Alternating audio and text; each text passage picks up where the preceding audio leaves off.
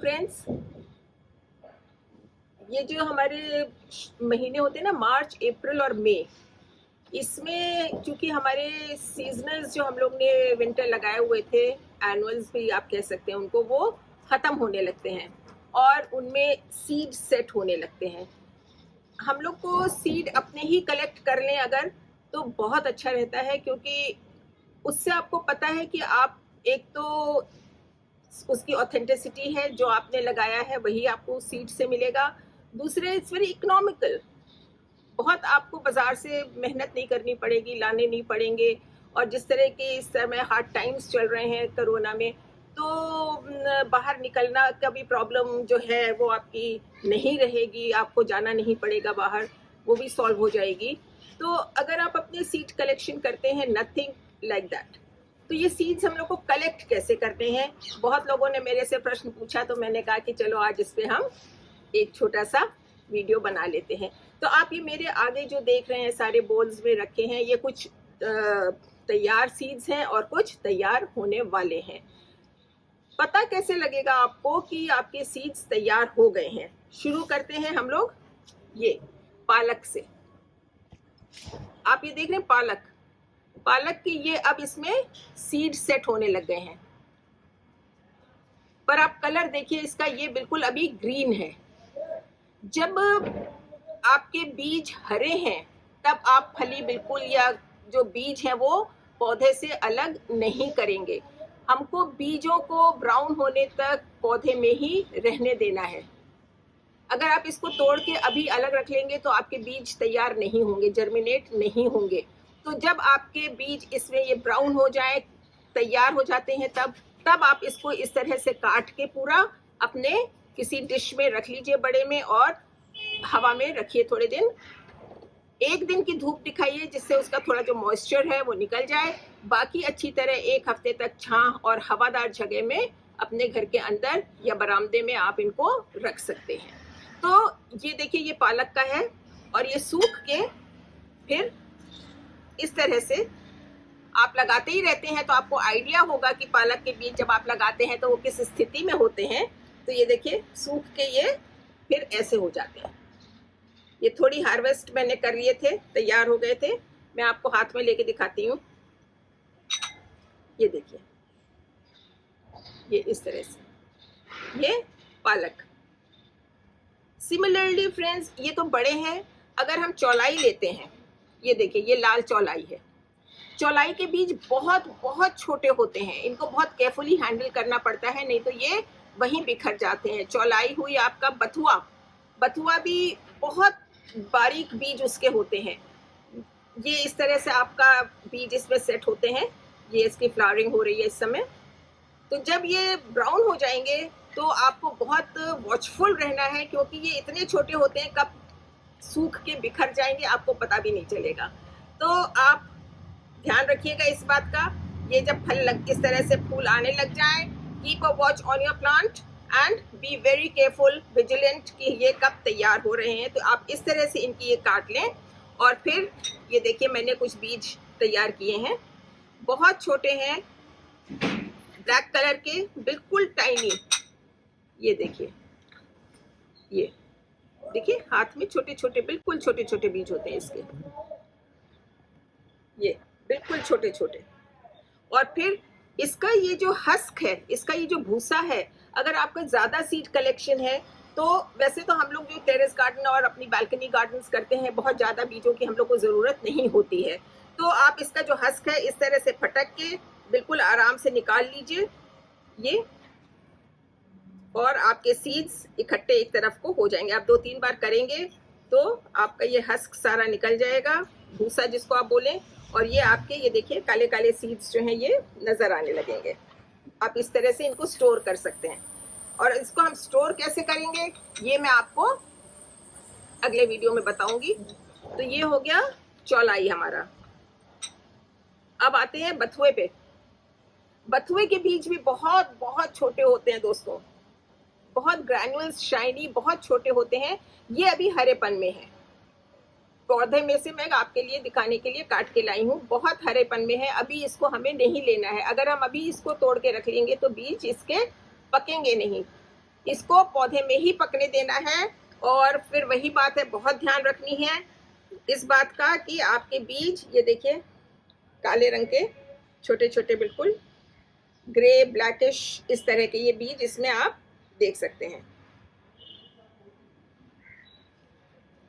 ये तो हुए बहुत छोटे बीज पालक, बथुआ, और पालक के तो नहीं, चौलाई और बथुए के।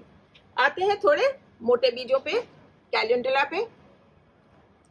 कैलेंडुला की भी जब बिल्कुल तैयार हो जाएं, ये देखिए जब बिल्कुल तैयार हो जाएं आपके पेड़ के ऊपर, तभी उनको हार्वेस्ट करिएगा, तभी उनको काटिएगा। और इतना इतना काट के आप एक दिन धूप में सुखा लीजिए। आजकल धूप बहुत तेज है, अप्रैल का मिड चल रहा है, तो एक दिन की धूप में इनका मॉइस्चर निकल जाएगा। क्योंकि अगर मॉइस्चर इसमें रह जाएगा ना, थोड़ी सी भी नमी इसमें रह जाएगी, तो ये आपके बीज जो है जर्मिनेट नहीं होंगे।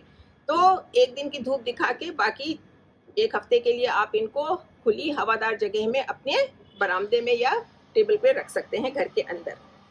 तो दोस्तों, ये जो कैलेंडुला का बीज है, मैं आपको इसमें बताना चाहूंगी, बहुत बार होता है कि हमारे फूल तो बहुत अच्छे थे, लेकिन नेक्स्ट ईयर जब हमने बीज लगाए तो फूल उतने अच्छे नहीं निकले।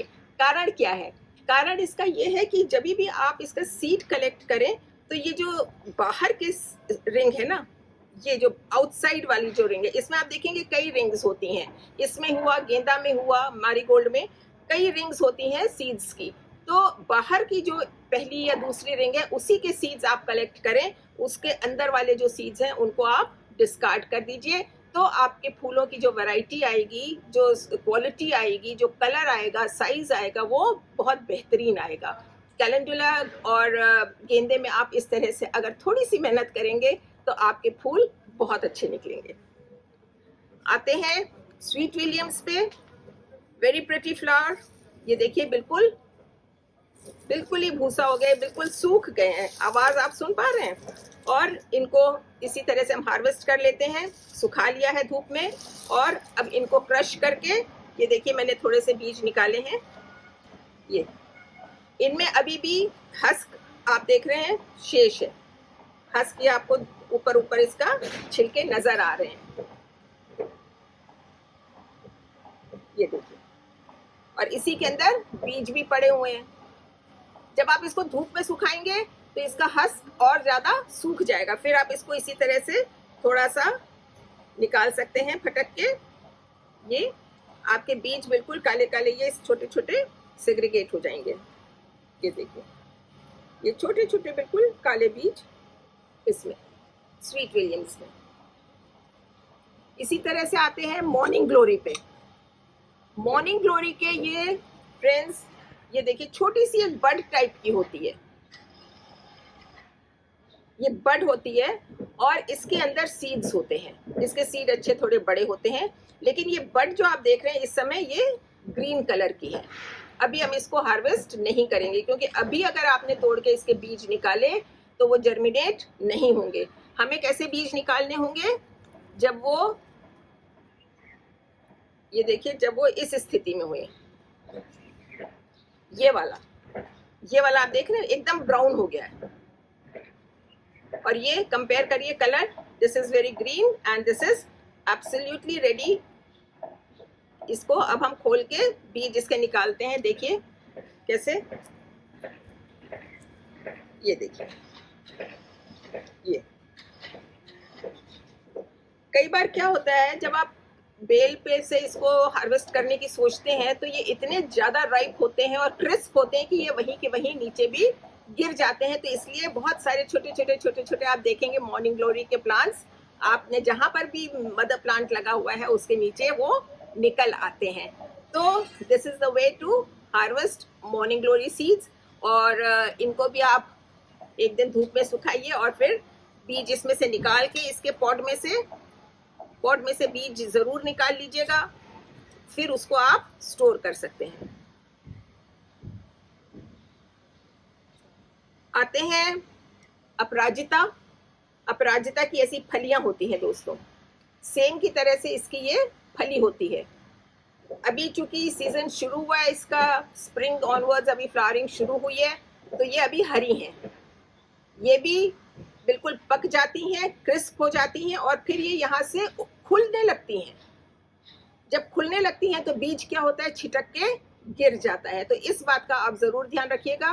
फली को खुलने से पहले हार्वेस्ट कर लीजिएगा और अपने बीज सुरक्षित कर लीजिएगा।